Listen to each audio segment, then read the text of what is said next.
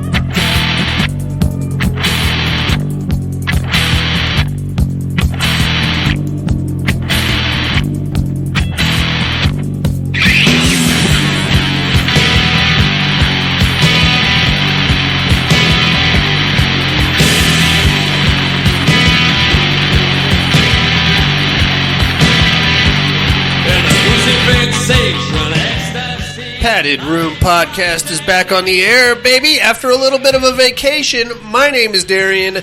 It's still the way it was. Nothing really has changed. I am sad to be here, and I thought that maybe I would have come up with a better idea on my vacation. I have not. So thus, I find myself back here in your earbuds. My main man, Jason Harrell, is here in the house. Hey. What's going on, big fella? Welcome back to the real United States. I know, man. I was in an island paradise for, about 9 days, give or take. It was great. I loved it. Yeah. Had a great time. Completely different perspective than here. Yeah, much different. Yeah, where we occasionally get water. Yeah, no, I had a whole ocean to go swim in. Yeah, waves. It was great. Come back here, it's just dirt. Yep, a lot of dirt. Fucking dirt. A lot of wind. Already getting cold. Yep. Fucking fuck. No swimming for you. I'll not be swimming again anytime soon. And then you went right from like coming off of nice, relaxing vacation to just full blown. Everything. Oh, yeah. Like you were immediately thrown back into your life. I was. Like you're at a haunted house. I came in you're hard. At football practice. I came in hard, baby. I got things to do. You're podcasting. I'm podcasting again. Right back to the old ways. Watching movies. All over the place, dude. Yeah, it's like we got back on a Thursday night, like 11 o'clock at night. Friday night, we all hook up for the zombie paintball at the Andelin Family Farm. And then from there, we haul ass downtown to the Dark Corners haunted attraction. Nice. I wish you weren't a vagina. Well, unfortunately, I am. I wish you would come with us. We had a great time. I hate people jumping out of the darkness. There was a lot of that in the corn maze. Yeah. A few of us did get touched, which I don't know if we paid extra for that or not. But it's really strange. I mean, I don't mind jump scares in movies. Nothing scares me as far as movies go, but there's just something about I just hate being startled out of the darkness. I get that. I'm telling you, it all goes back to my asshole brother, man. You know what they do? He fucked with me so bad. I get that. What they do is they put a lot of fake dudes in the corn. Yeah. So you see one, you're like, is he moving? He's not moving. Yeah. I think he's moving. And you tiptoe past him. And then he acts like a fake dude, but then he comes back around behind you. Aw, see, that's just dirty. I tell you what, you would have liked Dark Corners, though. Plenty of jump scares, fuck that, but like the set design and all that, very elaborate. They put a lot of work and well, that's what I've told Sarah, is like, I wish there was like a pass where they would just let me go and enjoy just like the decorations. Like a leave me alone pass. Yeah. Just let me go look at, like, all the ambiance. Can I just poke around? I don't want to. I'll pay extra if you fuck off. Maybe I could wear one of those glow sticks like the kids have. It's like those don't startle the child. I'm autistic. Yeah. I might turn violent. Shit, too many years of working in a prison, dude. I get it, dude. I would be liable to punch somebody also, probably. Or tase them, or pepper spray them, or whatever the case may be. Well, we got a regular horror show to get into here, amigo. We got horror news, listener mail. We're switching up the whole format for October. I'm sure you've thought it out very deeply. Very deep. I've got a whole blueprint with schematics and no doubt Bunsen burners and things like that. This is either going to be a 3-hour episode or 13 minutes. Let's start it off with some horror news, motherfucker. Let's do. You better quit making fun of me, too. Welcome back.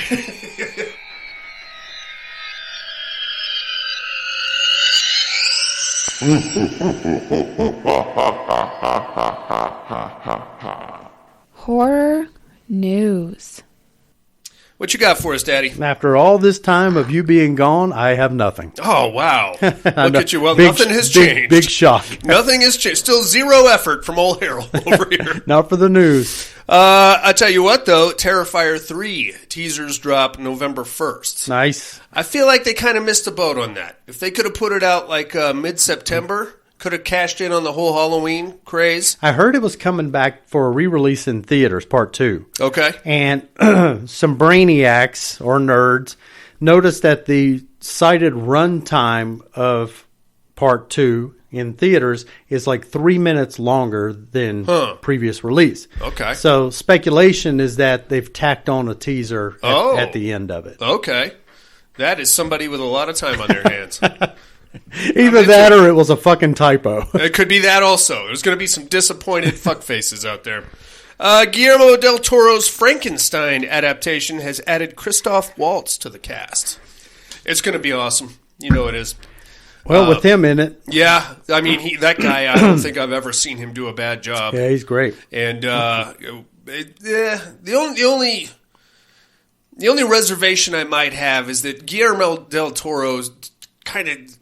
Oh, it's going to turn fanciful at some point. That's what I'm saying. But it will be beautiful to look at. Yeah, but not an ounce of scary, probably. No. I doubt. It's going to end up with the Monster Squad or something. Peter Filardi, does the name ring any bells? No. I didn't think so. He was the writer of the original Craft, The Craft from 1996, was it? He is now teasing a musical adaptation of The Craft. As we've said before, we love those. Oh, don't we, though? I love choreography. Choreography. Speaking of dumb shit, It's a Wonderful Knife. Oh, boy. This season's big Christmas slasher, their stills up at Bloody Disgusting. I'm not going to waste my fucking time. It sounds dumb. I've been kind of... Dude, I turned on Tubi the other day. You know what was staring right back at me? What? The Cult of Humpty Dumpty. Oh, God. Yeah. Now, I get it. We found some modicum of success with the Winnie the Pooh thing. So now, this is what we're in for. Yeah. The Cult of Humpty Dumpty. All right. And It's a Wonderful Knife. Are we all getting dumber? I feel like we are. Yeah, I didn't think it was possible. Well, we're working on it, and we're gonna make that happen. Lastly, Arrow Video has announced a 4K resolution restoration of House by the Cemetery. Have you seen that movie? I want to say yes, but I can't swear to it. Lucio Fulci. The movie itself doesn't make a lot of sense, but there's some pretty cool Didn't we visuals. watch that for one of the shows? We might have. I think we did. At one point. I'm sure we did down the line somewhere. Yeah. It's if you're looking for like a serious movie... Probably not. If you're looking for like a lot of cool beheadings and a really jacked up looking slasher guy, that's all right. There's some kid trauma. There's that too. That's always fun. So it doesn't make a lot of sense. There was another tidbit of news. High Tension's getting a 4K release. Ooh. It's going to be an import for the U.S., but that company, I forget the name of the company right offhand, but they do fabulous releases. I mean, really, really great releases. It's whoever just did the big box set of and 4K of It Follows. Okay, very nice. Yeah, they do good work. I'll definitely have to grab that one. Right on, dude. That's all we got on the listener or the horror news. How about some listener mail? Huh? Mm-hmm. We got about 2 weeks worth, so we probably have three messages. listener mails. Thank you, Alan. And Alan again. And Tim.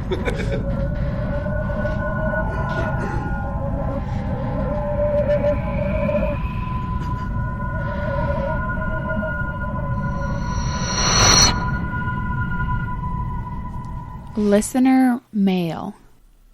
Yes, ma'am. Let's get down to beautiful Southern California. Here comes Tony. Subject line, Darian is a turd. What? I know. Can you believe it? This is a nice one. I like this one. It's a children's book entitled Goodbye Testicles. And as you can see, I am talking to a nurse there on the cover. You almost look like Beetlejuice from Howard Stern. A little bit, yeah, a little bit. God damn it. Well, at least I had hair in that one. Right on. Here we go. Coming in again, Tony. Subject line, Darian is a turd. Whoa, breaking news. Again. I wonder if he just has like a template that he fills out. Greetings, padded room. I hope this message finds Jason and or Buddy well. For the Pterodome, give me the other from Hellfest. There is no real reason or a regular guy should be able to kill a leopard ghost, but I would rather watch a Hellfest sequel than a Fog sequel. Thanks. As of writing this, I have watched 12 horror movies in October. The Nice. first 9 movies are 1 through 9 of the Saw franchise. I hadn't seen Jigsaw or Spiral yet, so that was going to be new to me. Jigsaw was a decent movie. I like the fact that they moved out of the time frame. The traps were decent. The story was fine. The movie itself isn't the worst in the franchise. What is the worst in the franchise is Spiral. I want the job that allows me to give the go-ahead and do dog shit movies. The asshole makes way too much money, aside from there being traps. This literally has nothing to do with John Kramer other than the killer was inspired by him. I'm not sure what he was going for there. The something looks stupid. Chris Rock has one look on his face the entire movie. The Chris Rock look. Is that what Yeah. it is? Yeah. It's Bam! 100% Chris Rock look. It's true. Samuel L. Jackson can't save this movie. The other things I watched are The Appendage. This is new on Hulu. This is kind of like Basket Case, but Belial is able to grow up. It's worth 90 minutes of your time. Next was also new on Hulu, The Tank. It's a creature movie, and knowing that, they give it away in the first 15 minutes. The creatures are okay-ish. They are practical instead of CGI, which I think was probably a better choice. But by the end of the movie, I was more interested in the backstory than the people being chased. Next, I was going to watch Rec, but it's hard to work and do subtitles, so I switched to Quarantine. It's pretty good, but at least 15 minutes, or the last 15 minutes, really drag on. Until next time, cue the mountain lion. Tony. Oh, here's a...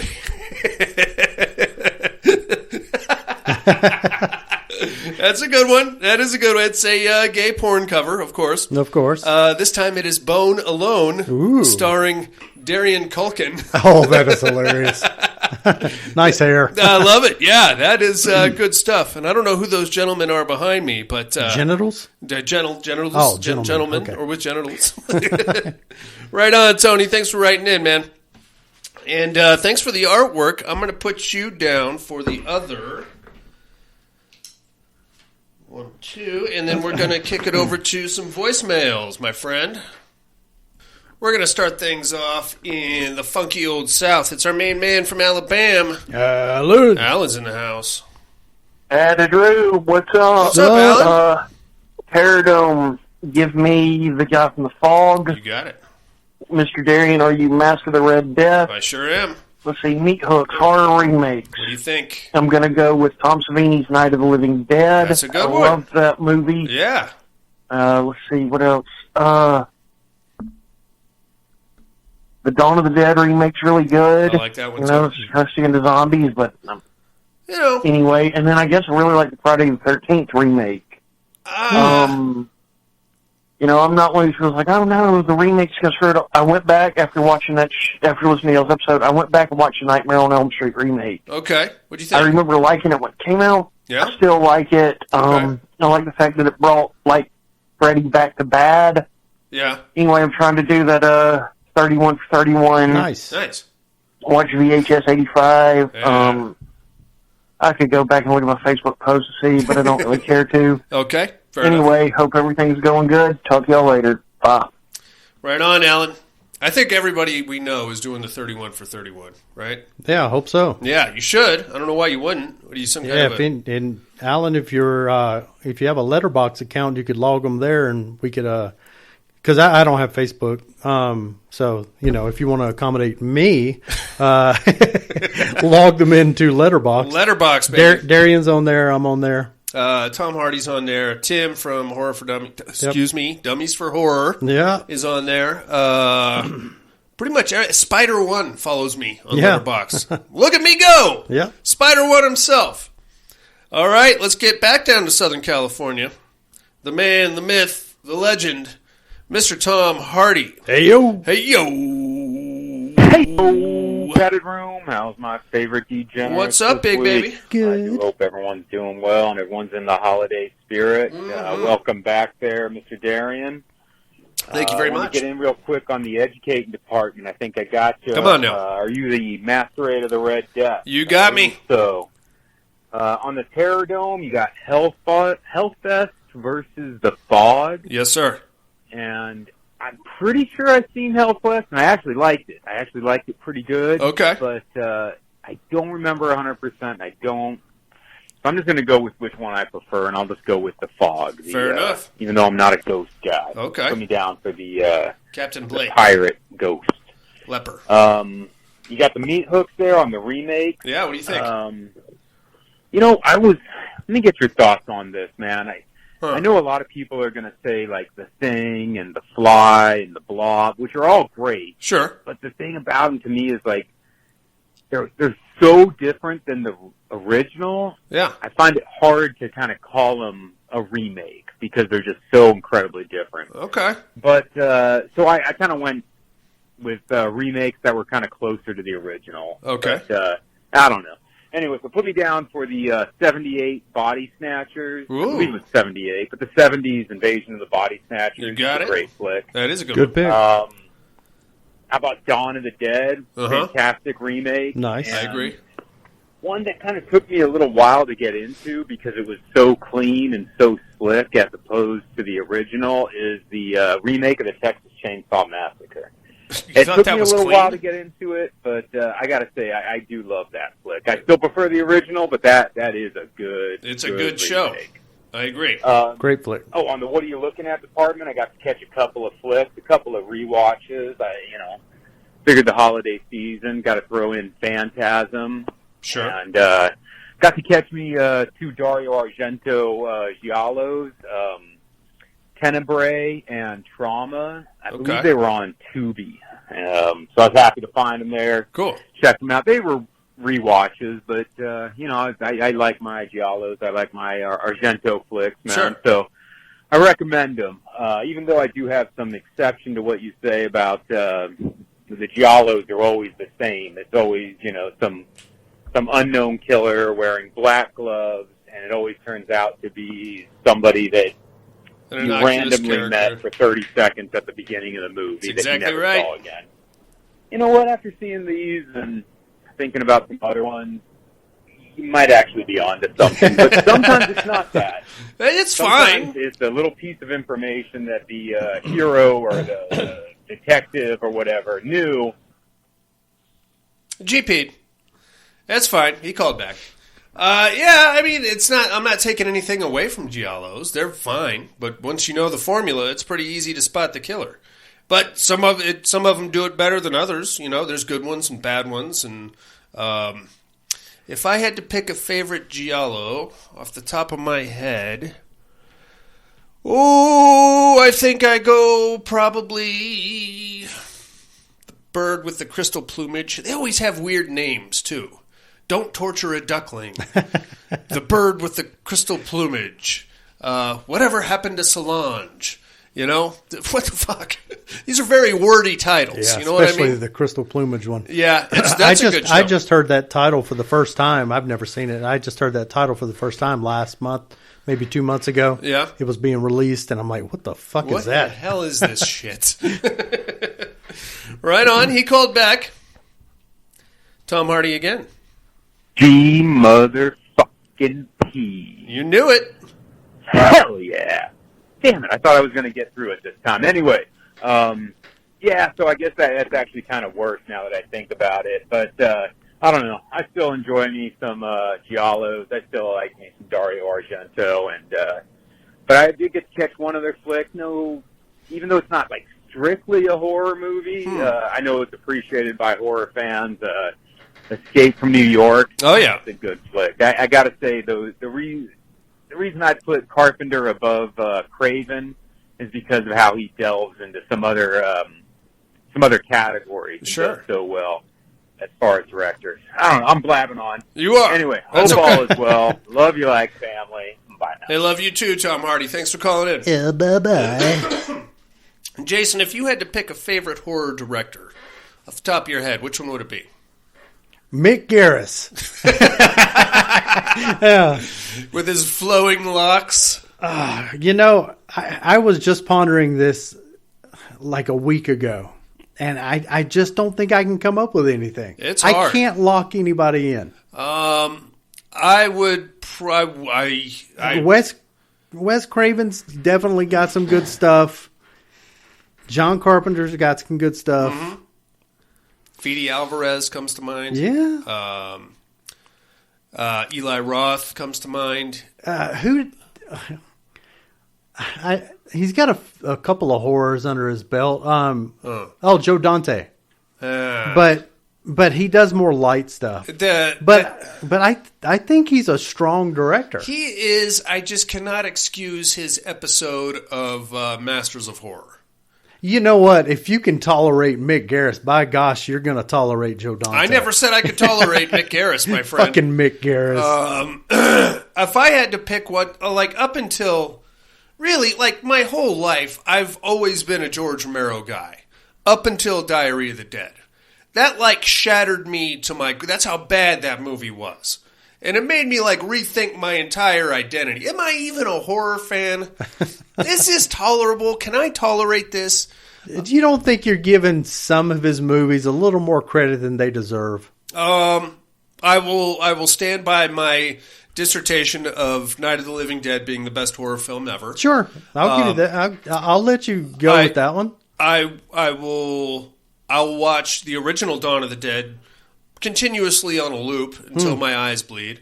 Day of the Dead, not as good, but still enjoyable for what it was. Then you get into weird stuff like Martin. Creep Show, I loved. First Creep Show. Second Creep Show, what else you got? Did he do Land? What is Land of the Dead? Yeah, I wasn't mad at that. A lot of people were. Yeah. I didn't care for it, but it didn't... I understood the message that he was trying to come across. He was trying to be trying to hit us with some politics. Okay, it's fine. I don't agree with his politics, but I liked what's his name, Simon Baker. Yeah, but did you like the movie for the movie, or did you like the movie because he was successful in delivering his message? I liked the movie for the movie until the last 5 minutes. Okay. After that, where you get into Diary of the Dead. Yeah. And that just, to me... Yeah, I know. You find it very offensive. Offensively bad. And then, to the point where I don't... I mean, those are still great movies. I love those movies, but I cannot call him my favorite director if he is going to submit that kind of garbage and actually put it out there. So then, best director. Yeah, I guess I gotta probably go Wes Craven, right? Toby, even though he's got some fucking duds, he's got man. some duds too. But like even his duds weren't bad enough to make me angry at him. Right. You know what I mean? Yeah. That Diary of the Dead made me want to grab George Romero and punch him. Him and his gigantic glasses. And his ridiculous fucking glasses, man. Get some binoculars or something. All right, Jay, you got anything for Tom, Hardy, Alan, or Tony? Thanks a lot, fellers. Thank you, dudes. We are going to jump into a new segment that we are calling October Blood Lust. All right. Starting right now. All right, Jason. I figure the best way to do this is just to go back and forth. Okay. I'll give you which movie I watched. I'll give you some quick thoughts on it. I'm not going to do the full rundown of the plot and everything else. Okay. Now, is this you going through your everything you've watched, or is this specifically a 31 for 31 tracking? What do you? I've tracked it using the hashtag 31 for 31. Because, so I'm asking because I have me and Sarah's 31 for 31, but I've actually put in, since the last time you and I talked, 30 movies. Wow, look at you. Yeah, I'm on a roll. Okay, well, I'll tell you what. Why don't you just, do you know, are they like chronological or what? Okay, why don't you give me the October movies? All right. You go first while I pull up my pictures here. I started things off with Pacific Rim from 2013. Nice. I watched this on the plane going to Hawaii. Yeah. Ironically enough, flying over the South Pacific. I didn't really want to watch it, Yeah. but it was the only thing remotely close to horror on the Southwest streaming service. Sure. So that's what I got stuck with. I never seen it all the way through before. It's a fun flick. It's cheesy. It's cheesy as all get out. It's the dialogue is yeah. ridiculous. Oh, yeah. Idris Elba just really... So extra. That's the best way of putting it. I really recommend watching that here at your house, though, because that is a room shaker. Oh, I'm sure. Yeah. Yeah, with all the very buildings. base heavy. Yeah. I don't know if I want to do that. I feel like some pictures are coming off the walls or something. That movie sounds great, and it looks spectacular. It looked really good on my phone flying across the South Pacific. Yeah. It's not bad. It's kaiju. The only problem I had with it is I wish we could have gotten more into the monsters. Mm-hmm. Like if you really want to do a deep dive, you can see they had different classifications, and they had knife head monsters and tentacle monsters. Yeah. You don't learn any of that as you watch it. You just learn about the fucking robots, and that whole pilot system was kind of silly. Right? You plug them into your brain, and then suddenly it takes two of you to run the fucking thing. Well, so you have to perfectly choreograph your movements with your partner. You couldn't see me and you doing a little Absolutely choreographed not. rough No, we would get into a fist fight up there. Some robot jocks line dancing. I said left leg, you fucker. Left leg. In the meantime, the robot is in a glitch mode. All right, what do you got there, Jay? We started off the month with our first movie for 31 for 31, What We Do in the Shadows. Very cool, the original. Yes. Nice. We took over 30 movies, threw them into a little cauldron, and then we randomly pick our movie for the night. Cool. So that was our first pick. And that movie just holds up, man. I love it. It's so damn good. It is probably the most quotable movie It's so quotable. The 2010s. Life was harder for 16-year-olds back then. This is why I'm very sexy. Now, if you want, you can poke the guy. Yes. Poke him. So good. Stupid, man. Sitting there fucking knitting his sweater. I still want to buy one of those sweaters. Yeah. I'm sure there's some niche website out there. I'm sure. I'm not actually going to do it because I'll never wear it. I'll just have it and be like, hello. Look what I have. Another thing to put in the closet. Yeah, pretty much. Next to my board game.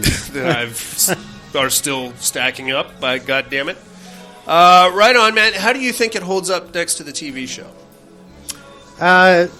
Two completely different things, but the TV show is very good, too. It is. I love it. It is really, really good. Yeah. Those are some great characters. I love how they pop up, too, every now and then. Yeah. The original four or five guys now. Yeah. Right on. My number 2 is called Hellhole from 2022. I was on my way to the airport to come back to the continental United States. Remembered that Wi-Fi is shit in the air, so I quickly downloaded the first horror movie on Netflix, and it happened to be Hellhole. Have you seen it? No. It plays more like a murder mystery until about the last 20 minutes. Then it goes full on into possession and Antichrist stuff. Once we get to that part, it's pretty cool. But up until then, it's a lot of weird cop drama. Yeah. And this undercover cop trying to infiltrate a monastery. It's pretty good visuals. I think it's Polish, so I had to do the English dubbing. Not bad. Yeah. Based on the title, I thought it was a documentary on your asshole or something. Oh, here we go. Here comes an asshole reference. It got to. What's next, bud? We got to the theater and saw Saw X. Okay. What do you think? It is a strong installment. Okay. It's probably, I would say it's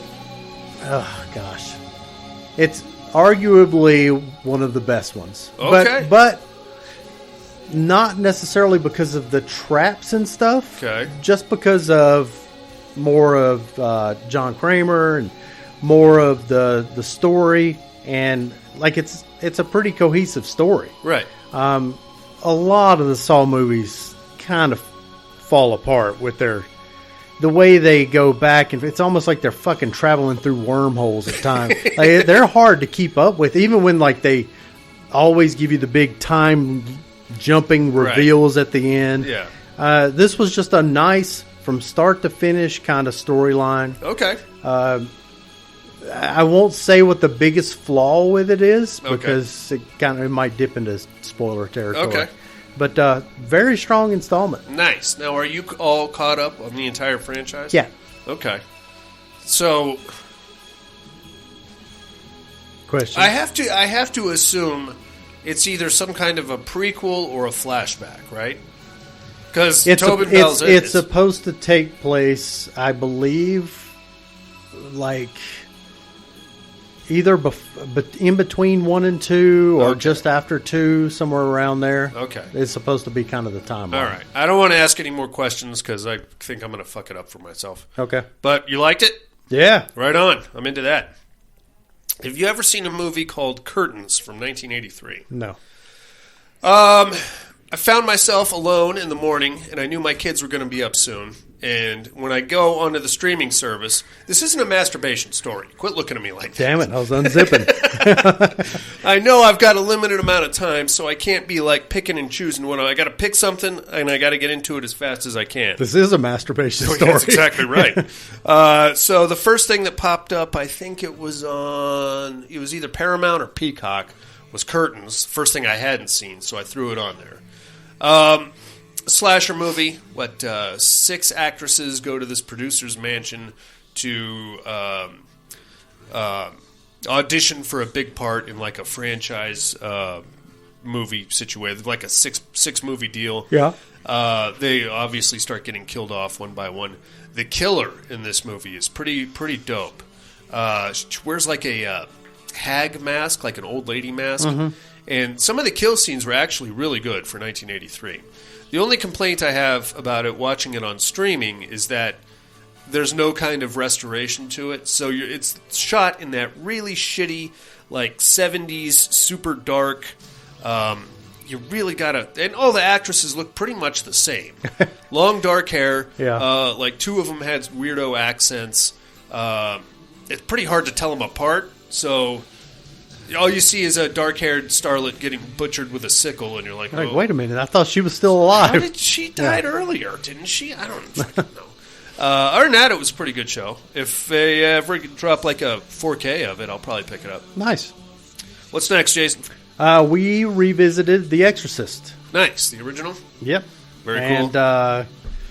Yeah, we were actually going to go and see the new one, Mm-hmm. but I think something maybe we'll get to it at some point. There's an event on the horizon. But this movie is just as strong as it's ever been. Oh, yeah. I think I can actually see the argument for. So we watched like the director cut or the version you're not supposed to see or whatever the hell they call it that. Okay. In like the subtitle. Sure. It's the one with the spider walk. Yeah. I can see the argument for the original theatrical release, Okay. especially like the flashes of like Pazuzu. Yeah. Kind of distracting, Okay. but I really love that staircase walk. Yeah. But great movie, just Oh, yeah. a really great movie. Still just as strong as it ever was. Are you in on the whole franchise? I don't think I have ever seen part 2. I have attempted it many times. And I've heard it ripped to shreds. It is over not and over. good. Part 3, I like quite a bit. I could never get into those prequels either. The Father Garrus in Iraq or whatever on his excavation. Yeah. I think I tried. I started one once and just kind of lost Was that interest. the Dominion? Yeah. I think I've seen that one, Okay. but I am very confident I've never seen number 2. Yeah, I'm going to tell you not to. Yeah, It's not going to ruin the first one for you, but it will definitely. it's supposed to be really wacky. It is. It gets pretty ridiculous. Right on. Oddly enough, that leads me right into The Entity from 1982. Nice. Little ghost rape coming at you Yeah. there, J-Bo. That one holds up, I think. Couple of weird things going on there. Number one, her boyfriend. Mm-hmm. What the fuck is going on with that guy? I mean, I get it. You don't want to believe that your girlfriend is being ghost raped, but the guy's like 50 years older than her to start with. I understand that was acceptable, or at least in movie form in the early 80s. And then, like, he shows up for like a couple days, then disappears for a month, then shows up for a couple of days and bangs her, then disappears for a month. It's a very Sounds weird... like a good system. Sure, for him. He's got an underage side piece. He just kind of rolls in when he feels like it. It's kind of like the relationship in Halloween 3. He's like 120. Oh, yeah. She's 14. 14. Met her 14 hours ago. Yeah. Do you want to make love to me, doctor? Yes, of course.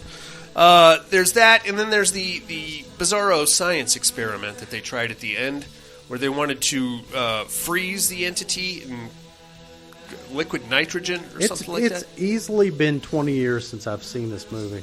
So I don't even remember that. I think the ghost rape holds up.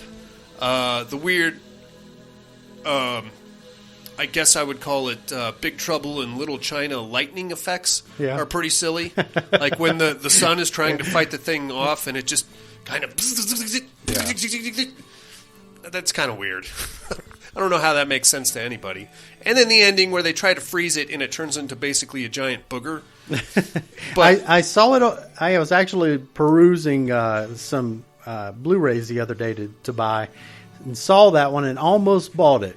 Yeah. But I'm like, I think I should watch this again before I buy it. I did buy it on Blu-ray. Take it with you. See what you think about that. Here's the weirdest part about this. This movie came out in 1982. I remember seeing this movie in the theater. Wow. So I could not have been a day over 4 years old, and my parents took me to the movie theater to see this. Yeah. And that is a glimpse into my childhood there, Jason. And it probably explains a lot about why I am the way I am. You know, it's funny because some of these movies that I remember watching, I'm like, oh, I saw that in theater. And I'll look up the date that it was released in theater, and I'm like, fuck, I was 6. Yeah, yeah. Apparently, but I guess, you know, if you're with your parents, you really wanted to go see the movie. Yeah, I don't know, man. Yeah, so there's that. What do you got next, bud? Our second 31 for 31 was Your Next. Okay, good one. Love it. Yeah. It's so crazy how much we hated that movie to begin with. I mean, we despised it. Well, I think you went into the experience expecting like a genuine home invasion horror movie, yeah. Horror, you know, kind of a this could happen to you situation. Yeah. She's a great final girl. Sharni Vincent. Yeah, she's great. Oh, yeah. Such a good movie. And that one, you know his name, the one brother who's just a fucking asshole. Joe Swanberg. Yeah. The one kid that catches the arrow. Yeah. Like, here he is, just writhing in pain. Telling everybody what losers they are. And he's like, of course you know that, you dirtbag. Low-life. Why am I low-life? Because I know what a fucking Wi-Fi scrambler is. I'm sitting there watching this, and I'm just cracking up every time he rolls off one of those lines. It's just fabulous. Yeah, he plays such a good shitbird. He's a good actor. It's just something about his face. Yeah. I just want to punch him in the face. Oh, yeah. I don't know why. I'm sure he's a sweetheart. Great movie, though. From there, I got into Bloodfest from 2018. That was our immersion therapy. Mm-hmm. I'll get more into that in immersion therapy. Okay. We'll skip over that one. Suspiria, 1977. The original Suspiria. You've seen it.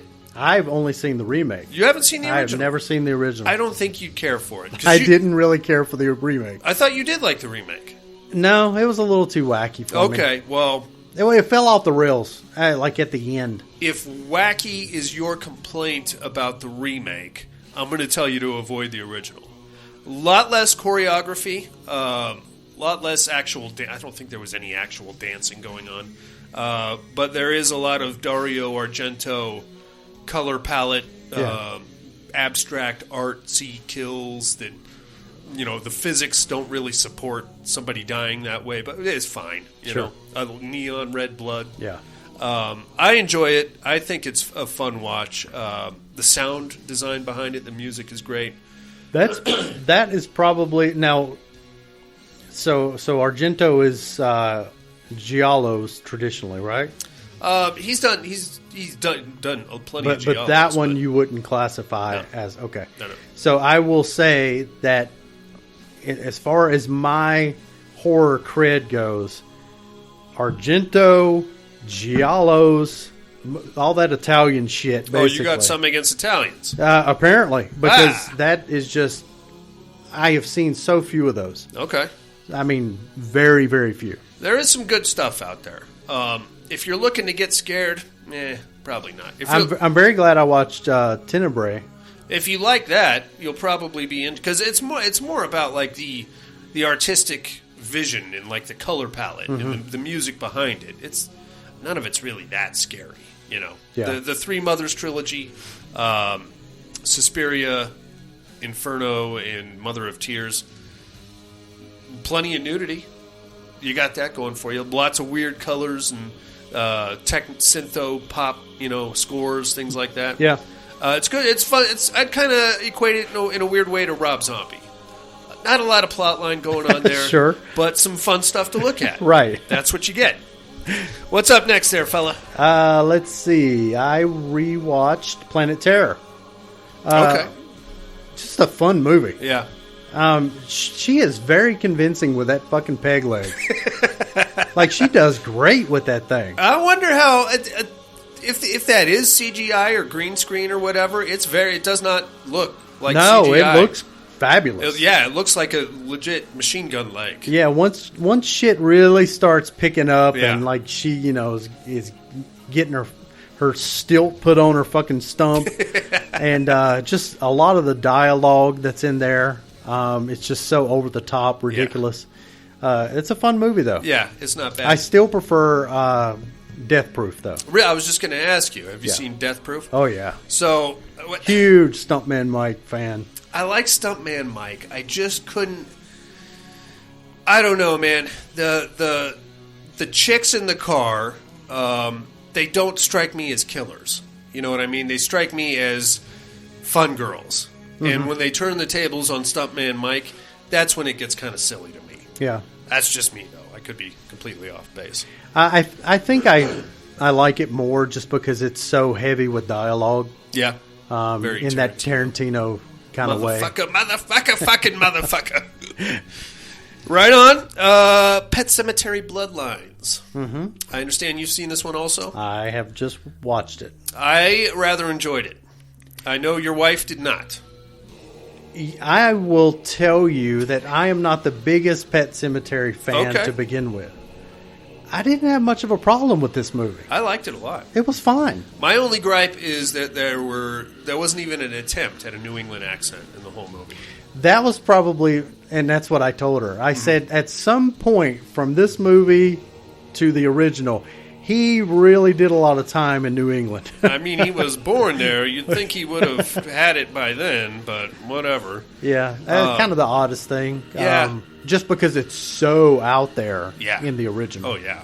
I liked it. I like getting into the history of the town, the Native American burial ground, the deadfall, finding out where that came from. The only thing that I wouldn't call it a plot hole, but it is a red flag to me, is that if we're continuing on the trajectory of Judd Crandall, why, having gone through that, why in the fuck would he show Louis Creed where the burial ground is, knowing the possibility of what could happen? Yeah, and I'll also say that probably my other biggest hang up is these families thinking that they have some need or that they have to stay there to continue to fight this thing. Yeah. Let's leave. Yeah. Burn it just to the move. Ground. Just burn it to the ground, dude. You know how you avoid it? Fucking bounce. Gone. See ya. Somebody else will leave it for out. somebody else. Yeah. I mean, I still scored it fairly low. I mean, I give it a 5. Out of 10? Yeah. Oh, I probably would have came in at I don't know, 6, 7. I enjoyed it, but I really like the Pet Sematary movie and the book too. I read the book. Right on. You're up. First time watch Bordello of Blood. Oh, okay. What'd you think? I enjoyed it. It's silly. It's fun. It's I love Dennis Miller. Me too. I love Dennis Miller being Dennis Miller. And he is 100% Dennis Miller. Like, his delivery of his lines is exactly like they are in Joe Dirt. Oh, yeah. Or Just dry and snarky. Weekend Update, same thing. Yeah. That HBO show he had. So I have the Blu-ray from Scream Factory, and they did the special features for it. All of, like, they paid him so much money to take that part. And one of the stipulations he had was that he got to write his own dialogue. So that is literally Dennis Miller being Dennis Miller. That's why I like it so much. Every interview they did with every other single member of the cast was just them saying what a douchebag Dennis Miller was. I have no doubt. That's why I like the guy. Wouldn't come out of his trailer, wouldn't hang out with anybody, just kind of snubbed everybody, you know. Who's he going to hang out with? Corey Feldman. Which, again, I didn't even know Corey Feldman was in this. Oh, yeah. So that goes back to my prior conversation with you where, man, his fucking credentials are just strong, dude. For all of the shit that he catches, especially now with like his music career and stuff like he's done some work. Oh, yeah. Yeah. I mean, some good stuff. I would even call him horror royalty. Yeah. You know, you got the Burbs, you got the Lost Boys, I guess Goonies kind of had like horror elements. Stand By Me, Bordello of Blood, that weird vampire movie where he was a tranny. Yeah. Was that wasn't Veronica, was it? No. Okay. I can't remember what that was. I think it was Corbin Nash or something like that. Yeah, it was funky like name. Weird. Yeah. It was just the name of a guy was the title. I forget what it was. Right on. But yeah, good flick. I enjoyed it. It's fucking dumb. It is dumb. But I really had a lot of fun with it. Did you ever see Demon Knight? Oh yeah, I love Demon Knight. When that fucking skull, that key thing popped up, I got such a Tales from the Crypt hard on. Yeah. And unfortunately, it shatters like 5 minutes later. But right. Yeah, still, it's a nice little call in there. I watched a movie, Jason, that I don't know why I keep watching it, because every time I watch it, I hate it more. But I convince myself periodically that it's a good show and I need to check it out again. It's called Let's Scare Jessica to Death. Oh, okay. Have you seen it? No. Okay. I see it pop up constantly, though. I have just never... It's never called to me. It gets a lot of love from the horror community. It's a slow burn. I guess the concept is solid. Basically, this mentally unstable young lady and her two hippie friends buy, sight unseen, a mansion in upstate New York next to a lake. They get there, and there's another lady kind of squatting there. And then from there, a bunch of weird stuff happens. Fine. I'll give you, it's lightly atmospheric, but the acting in this movie is so bad. Like, the chick who plays Jessica just has this constant deer in the headlights kind of a, thing going on. Nailed it. And on top of that, it's heavy on the ASMR. Nothing irritates me more than ASMR. Yeah. As soon as somebody... You don't like hearing people chewing and squishing? Whispering. Like, hey, just get away. Either say what you have to say, just get away from me. You know what I mean? Yeah. I don't know, man. I keep, like, randomly convincing myself it's a good show. It drives me crazy. I don't know why I keep watching it. And the hippie guys that are supposed to be like the wild guys of the group, they're like in their 50s. You know what I mean? I'm going to make you watch it one of these days. Hey, you make it mandatory, you know I'll watch it. Then you're going to come in here and punch me in the face. Or, probably just to piss me off, you're going to love it. I'm going to have to punch you in the face. Explain to me why you love it. What the fuck, man?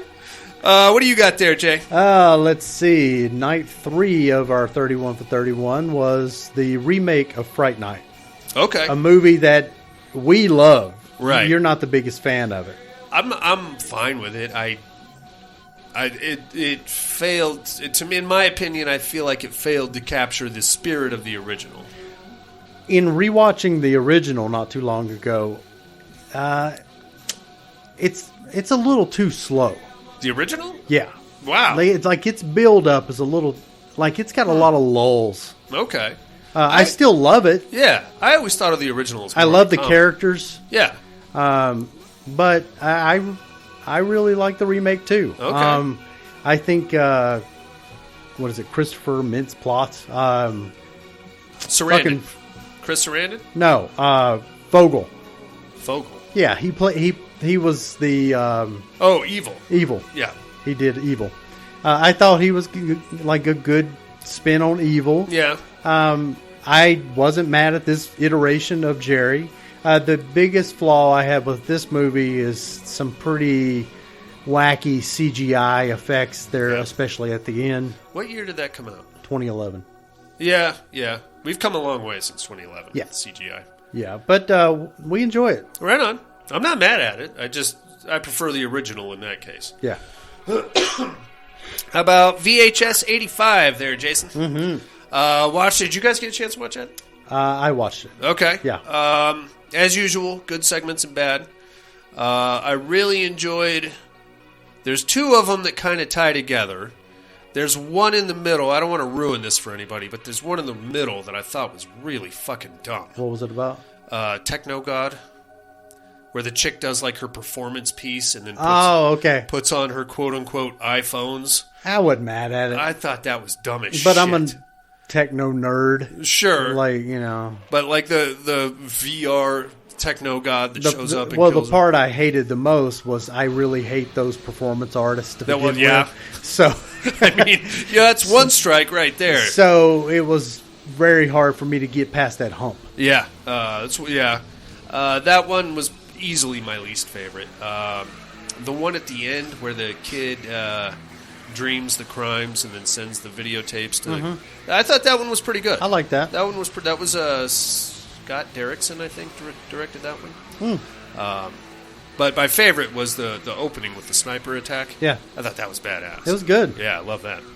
I had to actually rewind it a little bit for the final segment to make sense to me. There was a part I missed at the very end. Okay. That tied it back to that original.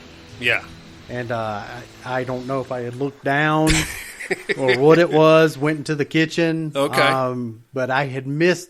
I'm like, this makes no sense. Like, why X, Y, Z? Yeah. But then I was happy to see that it connected. I was kind of looking for it because I spotted the truck in the driveway of the and I didn't party. So, and then a few minutes later, you see the camper drive. It's a whole thing. But I really wish it would have been the people from the first part that enacted. Yeah, me too. I thought that would have been dope. The revenge, or at least showed them. Yeah. You know, because at the end, it's just whatever. Yeah. Right on. Yeah. What do you got next, man? Oh boy. This took me 5 days to finally get through. Oh, no. Daybreakers. It is not a horror movie, man. It's not. Well, it's got vampires. It does, but they don't do shit. Well, it's kind of like Blade. And Blade's not really a horror movie. It's just a lot of gratuitous blood. Yeah. This is a very, very poor Blade. You know what I mean? Like, it's a story about vampirism. Right. With this really shit kind of like addiction kind of a thing. Humans are being phased out. Yeah. Because a virus basically just turned everybody into vampires. Right. And I don't know. You've got Sam Neill, who I'm not the biggest fan of. Then you got Willem Dafoe in there. And he plays a character called Elvis.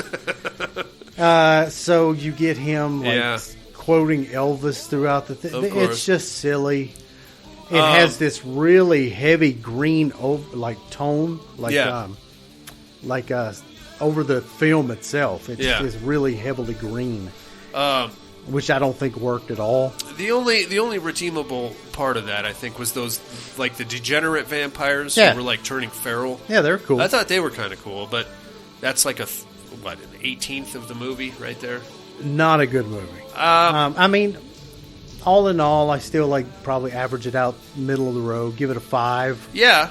But there's no way I'm ever watching this thing again. I think I have a copy around here somewhere. It's probably one of my late night Walmart buys. I picked it up from the thrift store a couple of days. Oh, this has a skull in it. Put it in the cart. $25, no problem. Right on. What you got? Flesh Eater, 1988. I saw that you did that. I was going to throw my copy in just so we could Commiserate. actually talk about it. It is because I've still yet to see it. You haven't seen it all the way through? I have only watched maybe 30 minutes of it. That's all you need, really. This is the unofficial sequel to Night of the Living Dead. Mm-hmm. And the reason it is because you have... Do you remember the very first zombie in Night of the Living Dead? Yeah. Played by a guy named Bill Hinsman. Yes. He reprises his role as the very first zombie in Flesh Eater. And same basic thing. Is there something in the movie that specifically says he was that zombie somehow? No. Okay, so he's just a zombie. Yeah. It's him being a zombie. Well, so, yes. But there's nothing stating that he is the same zombie from Night of the Living Dead. He's dressed the same. He basically does the same shit. This one was also directed by Bill Hinsman. Yeah. Fun fact for you.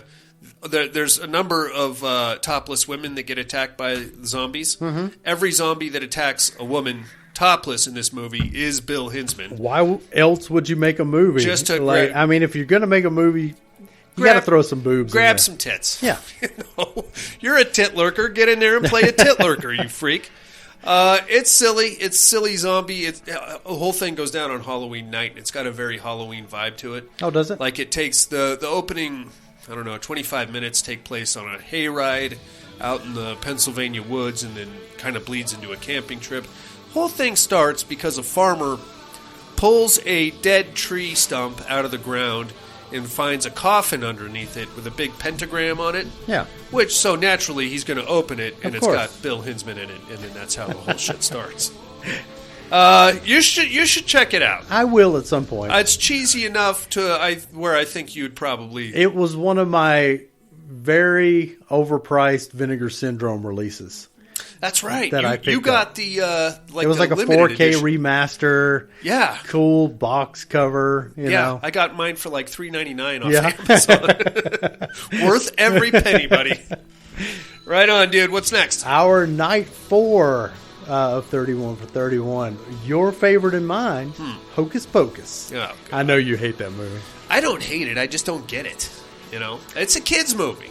It is a kid. Well, I mean, yes and no. Yeah. I mean, they eat kids, Yeah, but I mean, or it's implied. it's implied and it's Or it's said. yeah.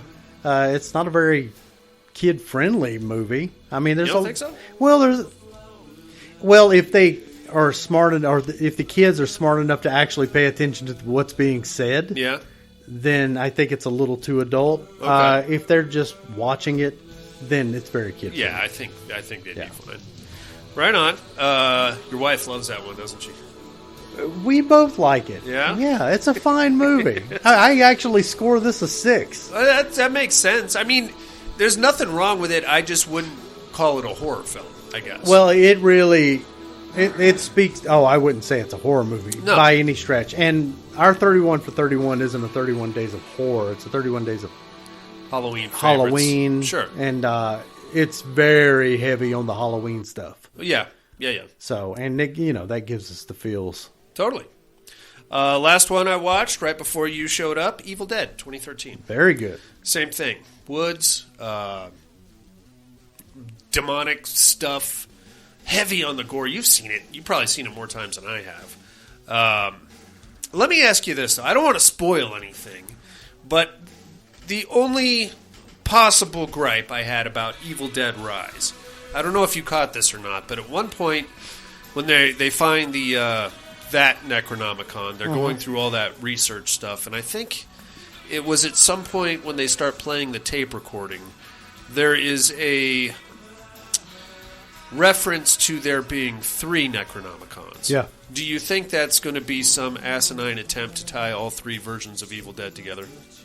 No, I You don't think so? I think it gives them the liberty to just kind of expand the into a different story that may, to the purists, break some rules. Okay. It's kind of an easy out. Okay. If they say, well, there's 3 of these things, so then you come up with some, I don't know, let's say the next iteration of it has a giant sludge monster. Well, Hey, sorry, that's just what this book does. This is a new Necronomicon. It's a Necrosludgicon. Oh. Right on. That's all I got into, man. You got anything else? Oh, yeah. Let's hear it. Let's see. Watched a movie called Duel, D-U-A-L. Is that the Not one with horror, but... trucks? One no, truck? that's D-U-E-L. Oh. This one is about kind of like a clones. Huh. Yeah. So terminal people can clone themselves. Okay. And then that way their family doesn't have to, Lose them. live in misery. Yeah. And but then the chick finds out that she's not actually dying, but by law only one can be allowed to live, so they have a duel. Oh. That's fun. But it's spelled duel because, there's two. Okay. So it's fine. Right I gave on. it a 6. Okay. Halloween Town. Okay. Disney kind of thing. Yeah. Maybe that's a kid's movie. That sounds about right. Yeah. Yeah, that's a 5. It's very Kidsy. Yeah. Fair enough. Villains. Can't remember where I caught that one. I gave it a 6. Okay. It was fine. Finally got around to watching the 2020 Children of the Corn. Okay. So I give this a 5. I haven't heard anything good about it. Well, but I wasn't a huge fan of the original. That's either. the thing, is the original is constantly playing on fucking Shudder TV. Oh, yeah. Mm-hmm. Like all the time. Yeah. So I don't know if it's just because I'm so overseeing that, or if it genuinely just was never really that great. Okay. I was never a big fan of the original anyway. This one was fine. Okay. It's at least as fine as the original. Well, it's not saying That's much. that's yeah. my point. Okay. If I was going to watch either the original or this thing, I'm going to watch this. There was another I remake. wasn't mad at the corn monster. Yeah. There really wasn't one in the original. It was just a big Right. lump that kind of Yeah. moved around. So, the CGI of this thing wasn't all that bad. Right on. There was another remake that the Sci-Fi Channel did. I want to say it was like 2015. That one was dog shit also. But pretty much everything the Sci-Fi Channel did was dog shit. Yeah, I had picked this one up at a thrift store. Wow. For a couple of bucks. Okay. And so I'm trying to finally actually watch the damn movies that I own that I've never seen. Attaboy. Yeah, so at some point I will be watching Flesh Eater. Flesh Eater. Good man. Watch Totally Killer. This is a 2023 movie Okay. that just come out.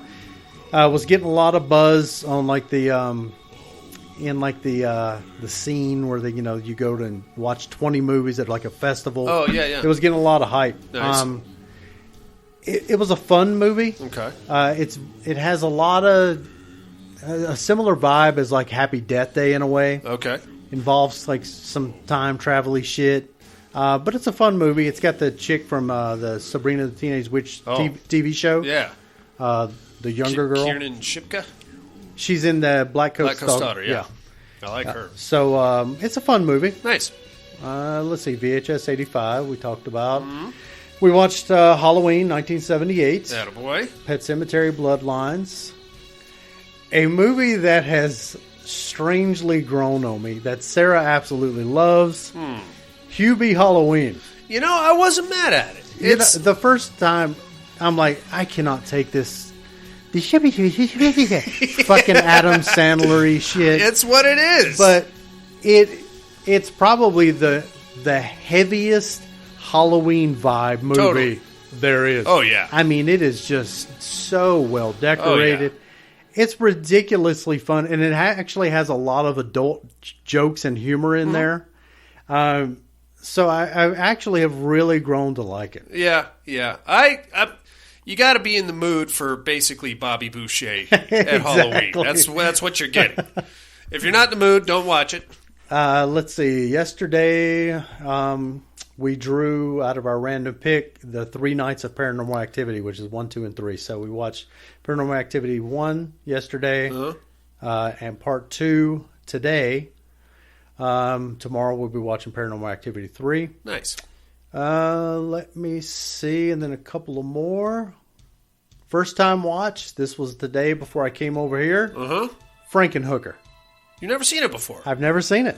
I've always been obsessed with the talking box. That's all you need. of really. of the VHS tape. but I've never actually watched it. Huh. So it was actually playing on the Shudder TV thing. Yeah. And so I sat down, take a little break. I'm like, this is kind of funny. It's silly as shit. And so when I came back in after getting my work done out in the garage, I put it on, and I enjoyed it, man. Yeah. I gave that piece of shit a 6. It's not a piece of shit. It's fine. Well, like it's not. It's pretty awful. It's ridiculous. But it's one of those awful that I can appreciate. Henenlotter, I think, is the director. Same guy did Brain Damage. I think he did Basket Case too, didn't he? Like, I loved how over the top the guy's like New Jersey accent was. Oh yeah, especially when he's like drawing up the schematics. Yeah. He's like, and talking he's to like himself. all mumbly and shit. Yeah, he's and, like, but what like, am I gonna do here? I'm get gonna get rid of this mole. I'm gonna lose an arm if I do that. Yeah, let's lift the tits up a little bit over here. And then he's like, E equals MC squared. And then it's just like randomly talking about shit. Doing random equations and stuff. And but by the end of it, I had no idea that ending was coming. The pimp is completely ridiculous. Yeah.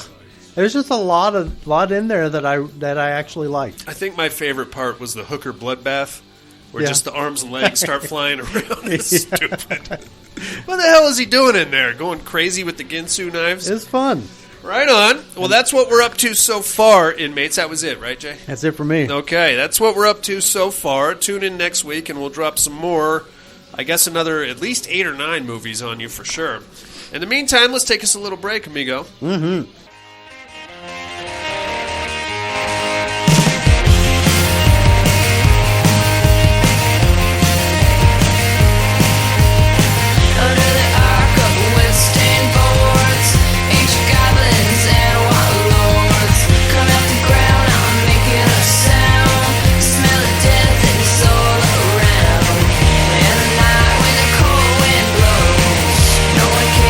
Nobody knows.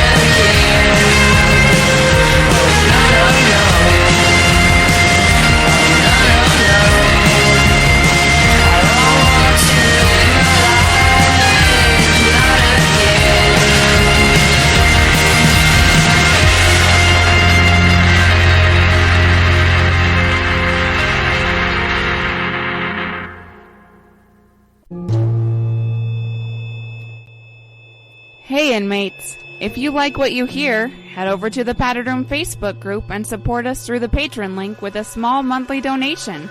Check out the T-Villain link at paddedroom.podbean.com and grab some t-shirts. Thanks for listening and enjoy the rest of the show. And we are back, Jason Harrell. Yeah, boy. Whoa, buddy.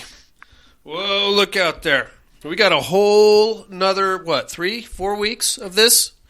What's today? 10th, 1, 2, 3. Oh, God. We got to do a show on Halloween? Fuck. On Halloween, Yeah, huh? I don't know if we can do that, Oh, man. boy. I got to take the kids trick-or-treating. Yeah, and we've got to dole out 200-plus We're probably going to have to not candy bags. do a show on Halloween, inmates. That just now occurred to me that Halloween lands on a fucking Tuesday. I will figure something out. Maybe I'll drop a bonus episode on you that Monday or something. No, we won't. I might do that. I don't know what I'm doing, Jason. If you want to get together and record early, we can do that. All right, we will put that together and figure it out off the air. Don't you worry your goddamn heads. I already skipped 1 week this month. I'm not going to skip 2. I tell you what, though, buddy, what I'm not going to skip is 3 on a meat hook. All right.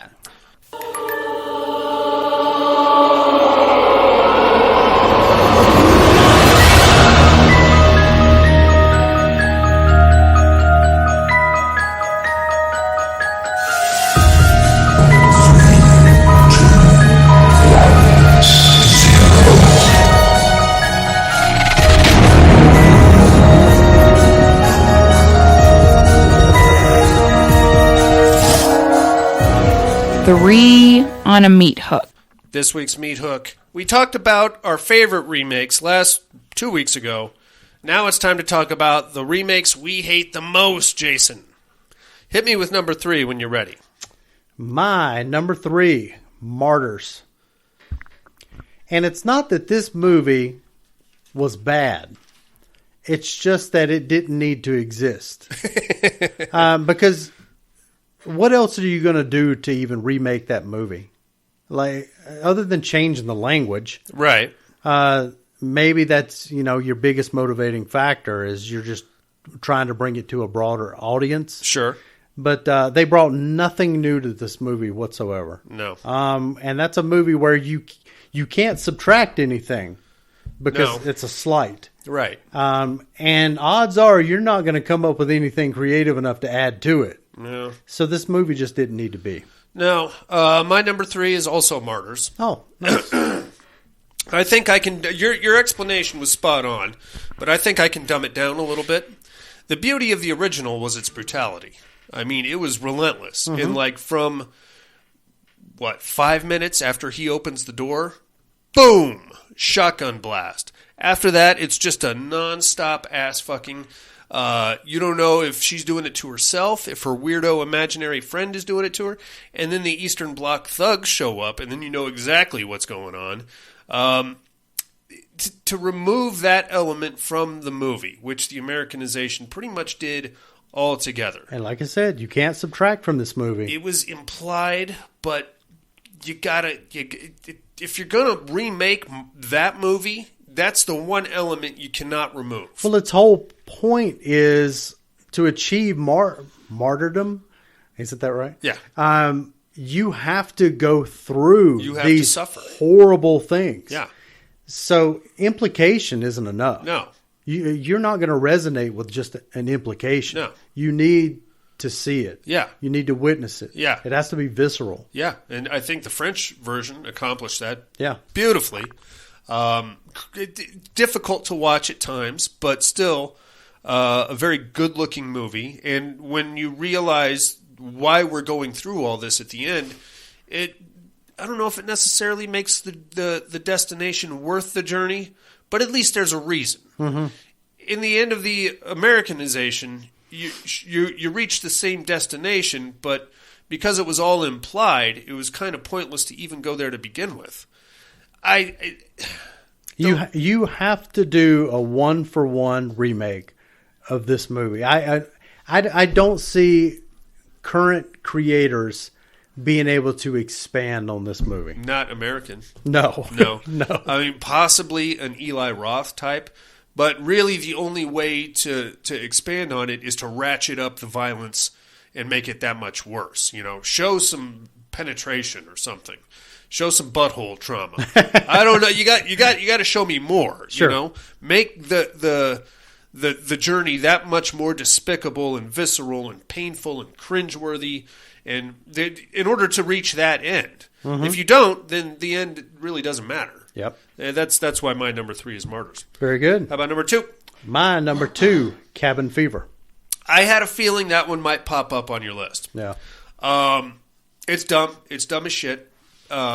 It's not a movie that needed to be remade, and it was only, 10 years after the original? 10 or 12 years? It fails so bad compared to the original. Yeah. The original is just so fun. Yeah. Some great gore in there. Oh, yeah, ridiculous. I mean, some gross shit. To this day, that leg shaving scene, cringeworthy. Look out. The only redeemable quality to that remake that I got a couple chuckles out of was hot female Officer Winston. I thought making him a female and her just such a slutty stripper cop. I love the original Winston. You're the party man. You want to party with me? The original Winston was great too. Yeah, but I just got a kick out of her. Sure. So it's still bad. I'm not going to argue that point with you. My number 2, the 1998 remake of The Shining by your boy Mick Garris. Fuck, I forgot all about that. Oh, it is dog shit, my friend. That was the made-for-TV one, right? It was, okay. Yes. Unarguably the worst child actor that I've ever seen in my entire life. Never seen it. Steven Weber taking over for Jack Nicholson. I'm not mad at Steven Weber at all. He's no Jack Nicholson. And Rebecca De Mornay taking over for Shelley Duvall. She's much more tolerable than Shelley Duvall, but she's not that weak, impish kind of... Yeah, you look at Shelley Duvall and you think, this is a chick that's not defending herself. No, not at all. You look at Rebecca De Mornay, like, she could probably throw a punch. And that's the way the character was originally intended. She was supposed to be like a nagging, haggish kind of up Jack's ass about everything all the time type of a character. Watching the original, which I know you hate, we're not going to get into that. I don't hate it. You do. No, I feel like you do, Jason. No, I just think it's overhyped. Okay, fair enough. I would challenge you to. I know you don't have 9.5 hours to kill, which is what one of this is. It's one of those made for TV. I'm retired. I've got nothing but time. I'm not going to watch it again. I own it, sadly enough, but I'm not going to watch it again. Yeah. It's just bad. Maybe if I had never seen the original or read the book, I might find some redeemable qualities to it. But God damn, that kid just every time he opens his buck-toothed, bull-headed, haircut mouth, I just want to give him a Liu Kang bicycle kick. He's just so annoying and grating. I can't take it. Get the fuck out of here. That's my number 2. I would watch it. I'll send you home with it. You enjoy it. I'll watch it. Okay. How about number 1, big dog? Me and Sarah both agree. She didn't even have a number 3 or number 2, but our number 1, Black Christmas. Oh, fuck. I forgot about that one. Yeah. That is bad. That is bad. Okay.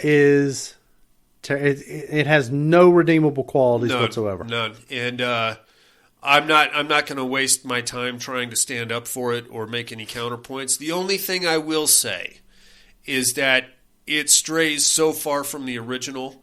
I think it's almost not a remake. I would call it a remake in name only, right. Really. Well, that's kind of like April Fool's Day. Yeah. Like, oh God, that's another dog shit. Yeah, it was, and it almost made the list. But and it was the same argument. I'm like, I don't even consider that a remake because they basically just took the title. It in no way, shape, or form is the original April Fool's Day. Yeah, I agree with this one, but this movie's such fucking shit that fuck it. It's number 1. Yeah, it probably should have been number 1 on my list also, except that I had almost successfully completely blocked it from my memory, and thank you for bringing that back up, you fucker. My number 1 is actually The Fog. Oh, okay. I really like the original. It was frightening to me as a kid. The idea of something being in the fog and, the way the leper ghost fishermen showed up with like these weird sailing implements and just butchered people. It was pretty gnarly. The remake turned it into a tweeny romance where the captain was trying to get to his reincarnated wife who was, I think she was abducted or something like that. Really couldn't... Oh, Tom Welling, 2005, The Fog? Yes. Selma Blair, I think, was in it. Yeah, never saw it. It's bad. It felt very Twilighty to me. Violence was watered down. It was there, but it was a lot of, the stab face. And then you find it. That's stupid. And then you find the body a day later, and it's type of a thing. That's probably my least favorite, and it's not because, the movie is bad, sure, but I think my love for the original kind of makes it that much worse. And I know you're not a huge Black Christmas, the original fan, but that Black Christmas is just a bad movie all the way around. Right. So that's where we're at. I was kind of surprised that I was thinking you may go and say the Psycho remake. A lot of people really hate that movie. For kind of the same argument that it, like, why remake it if you're not doing something different? Sure. I wasn't mad at it. I wasn't mad at it. I guess there's a couple things that I did enjoy about the Psycho remake. I thought Vince Vaughn made a very compelling Norman Bates. What's her name? Jillian Moore? Was she the sister, I think? Anne Hesh was all right. I think the problem that a lot of people had was just like the exact shot for shot, same choreography, same everything really, just with new actors and a different background and being in color, that you really didn't do anything different. So why bother? I mean, because at that point you're only adding color. Yeah, but you could just colorize the original. Sure. So why bother? Maybe to make it more relatable with a modern audience. But again, that's kind of the same argument for Martyrs in a way.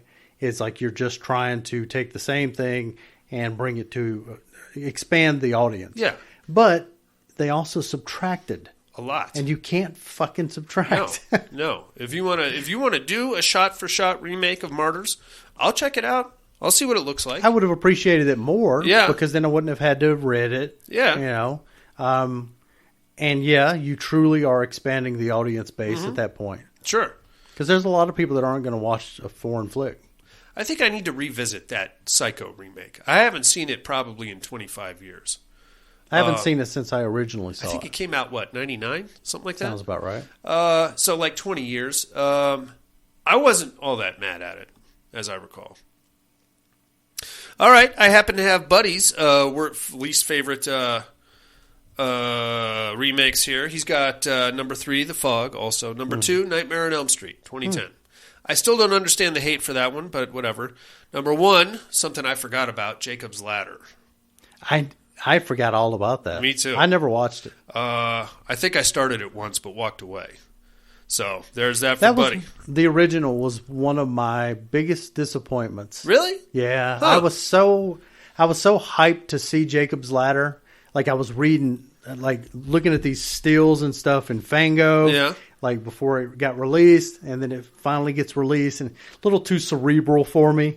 I thought it was going to be a lot more of a pure horror movie. Yeah.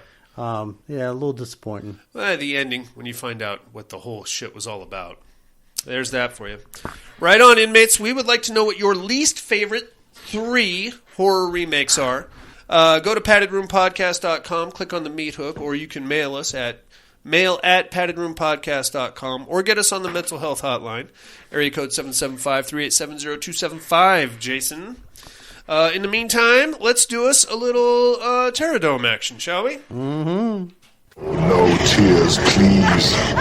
It's a waste of good suffering. I'm not gonna hurt you. You didn't let me finish my sentence. I said, I'm not gonna hurt you. I'm just gonna bash your brains in. I'm gonna bash him right the fuck in. I'll kill you all. I'll drive you crazy. I'll kill you all. My worst dream come true. 6-year-old child with this blank, pale, emotionless face, the blackish eyes, the devil's eyes.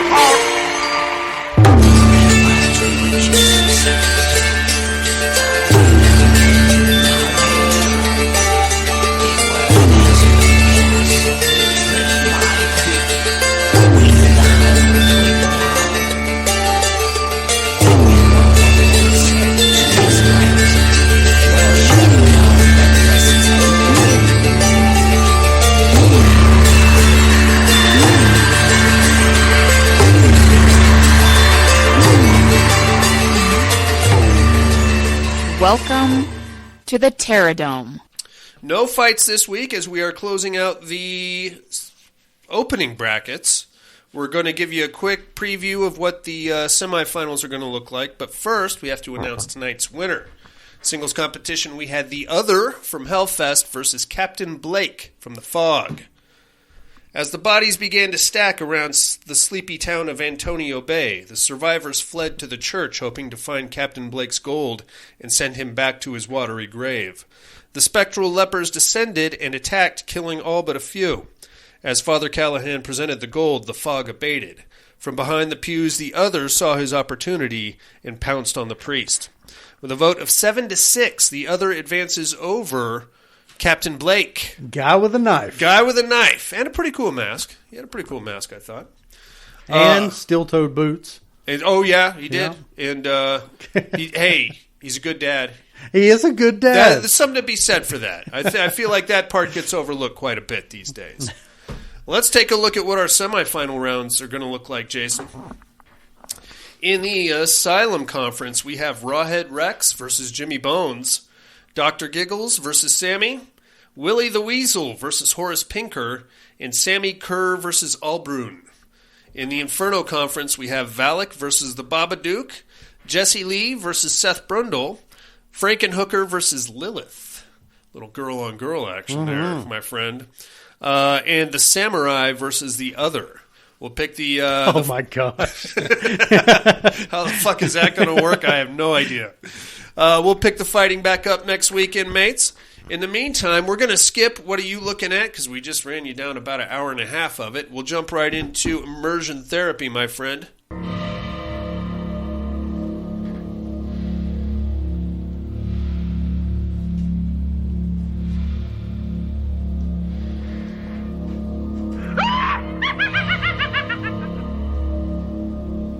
Immersion therapy.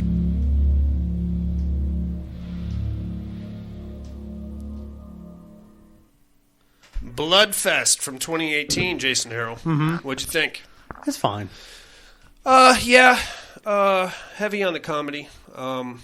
There's some holes there, but I wasn't really looking to punch holes in it to start with. That's something. It's not like a involved watch. Yeah, picked it up at a yard sale for $1. Oh, look at you, big spender. So I knew I needed an excuse to watch it. Okay, there you have it. It was worth $1. It's sure. I'd buy it for fine. $1. Yeah, it had enough in there to keep me watching it. Yeah, it was kind of like a far heavier and stupider Hellfest. I guess so.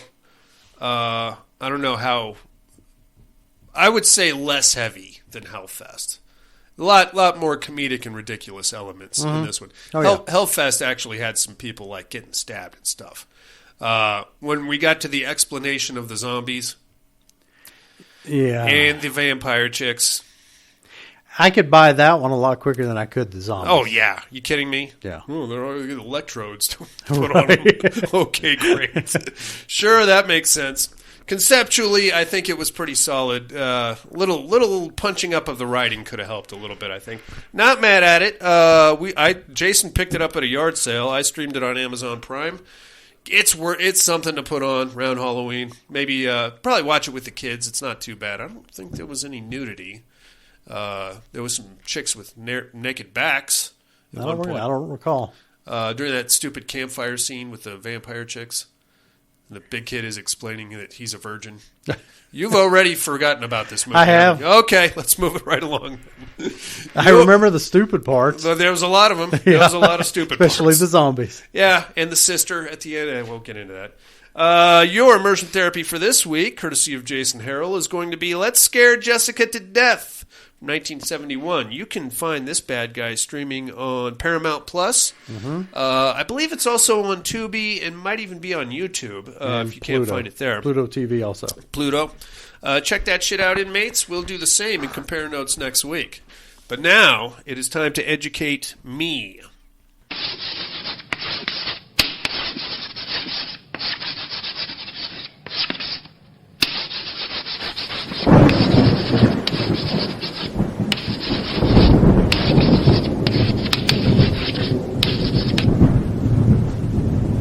Educating Miss Monica.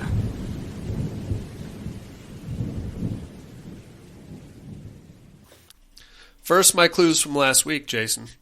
I am royalty, and there is a plague ravaging my local area, so I'm inviting all my well-to-do friends to my castle for a party, and we're going to ride this COVID-19 wave out until it's gone and done and over with and killed all the shitty villagers. Son of a bitch, if the living embodiment of this fucking thing doesn't show up and wreck my party, it is The Mask of the Red Death starring Vincent Price. You ever seen that one? I don't think so. Pretty good show until the end. Instead of killing everybody, they all do a big choreographed dance. Like like a big interpretive dance situation. And then they all lay down at the end. I think it was late 60s that came out. A lot of psychedelic colors and going into different colored rooms and shit like that. Pretty weird stuff, especially that ending. And then at the end you find out there's also a blue death, a yellow death, a green death. Every color of the rainbow is represented in death. And they all dress up like ninjas. Sounds great. It's something, man. It's something. A rainbow-colored dancing Vincent Price. Sounds like a hoot. It's something. It is something. Who might I be this week, you ask? Well, I am a radio disc jockey, Jason. And I am hanging out, and I get a call from a couple of yahoos who are on their way to a local, frat party. And goddamn, I can't get them off the air. Unfortunately, some maniac with a chainsaw chases them down in a truck and butchers them both. Now I got the whole thing on the air, and I got the FCC up my ass because that thing, got played. And I got a local cop who's looking to track down the killer of those two knuckleheads, who is also wielding a couple of chainsaws.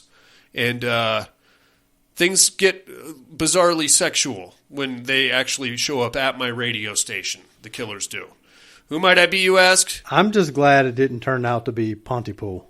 It is definitely not Pontypool. I can tell you that right now. Tune in next week, and I'll drop some knowledge on you inmates. In the meantime, I think that's about going to do it for us. Join us. Let us know what you think of this October Blood Lust format. If we dig this, we might just keep riding it out into November, and if not, then we'll go right back to the usual format. Like, comment, subscribe wherever you found this. PaddedRoomPodcast.com. Go there for any information you need about us. Vote on the Terror Dome. Get us your meat hook.